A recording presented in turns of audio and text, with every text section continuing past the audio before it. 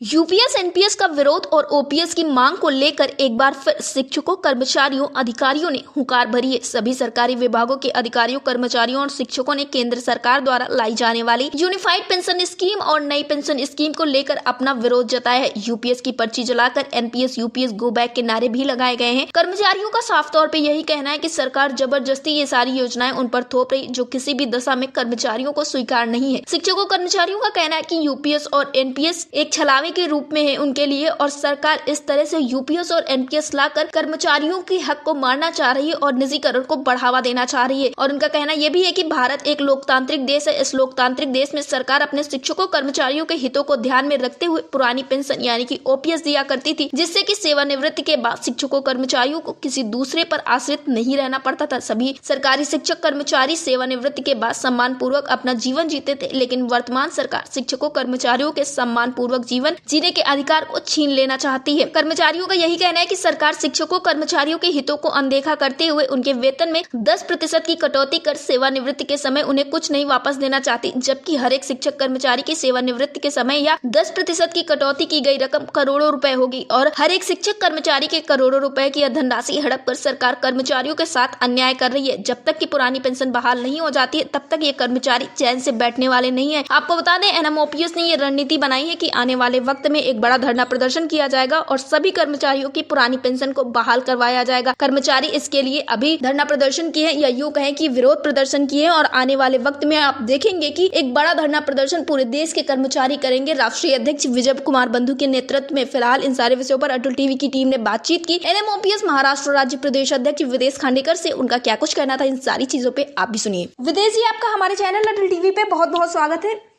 जी, अटल TV का बहुत बहुत धन्यवाद। विदेश जी, जैसा कि यूपीएस का नोटिफिकेशन जारी हुआ और आपके द्वारा अवगत कराया गया था, राष्ट्रीय अध्यक्ष विजय कुमार बंधु जी ने भी ये बात बताई थी कि यूपीएस का जो है उसका विरोध किया जाएगा और इसके लिए आप लोग प्रतियां चलाने का काम करेंगे, जिसमें यूपीएस महाघोटाला या नो यूपीएस जैसी चीजें लिखी होंगी। तो ये कार्यक्रम कल का महाराष्ट्र में कैसा रहा? कर्मचारियों का रुख क्या था कल? जी, महाराष्ट्र में तो यूपीएस के खिलाफ बहुत ज्यादा रोष है लोगों में, और यूपीएस, एनपीएस और महाराष्ट्र ने उनके हिसाब से एक जीपीएस करके एक स्कीम लाई है। तो इस सब स्कीम का हम विरोध करते हैं, और उसके लिए कल पूरे महाराष्ट्र में जो यूपीएस लिखा हुआ जो परिचित थे उसको जलाने का काम, सरकार के पास हमारी जो नाराजगी पहुंचाने का काम हुआ है।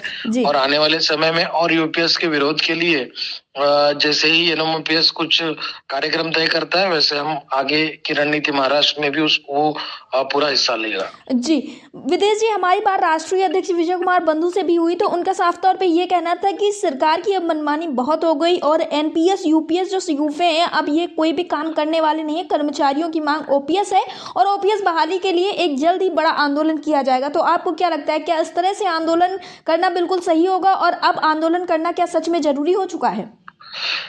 जी, अभी यूपीएस को लागू करने का 1 जनवरी से सरकार लागू करने वाली है। उसके पहले विकल्प भरने की भी सरकार से कर्मचारियों को बताया जा रहा है। तो हमारा ये जो यूपीएस है इसको विरोध करने के लिए शायद 1 अप्रैल को एक बड़ा आंदोलन जंतर मंतर में हो सकता है। इसका अभी हमारा नियोजन चल रहा है। अभी आधिकारिक तौर पे अभी इसकी घोषणा नहीं हुई है, पर जल्दी ही एक बड़ा कार्यक्रम दिल्ली में होगा।